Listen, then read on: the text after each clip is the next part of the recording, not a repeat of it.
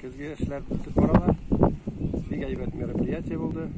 Бүтән дояркалар, врачлар берсе-берсе белән чыгаштылар, берсе-берсе белән сөйләштеләр, уртаклаштылар үзләренең уйларын. Менә монда шушы соревнованиеларда бергә катнаштылар. Бер-берсенең опыт передали, инде шуңа бер-берсе белән аралаштылар.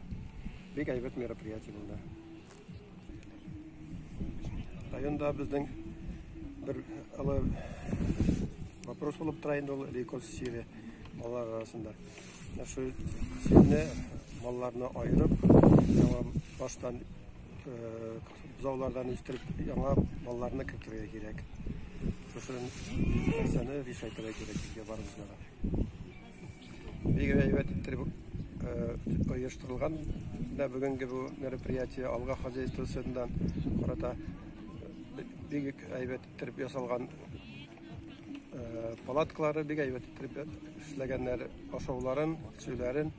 Аларга бөтен участниклар исеменнән рәхмәт белдерәмен.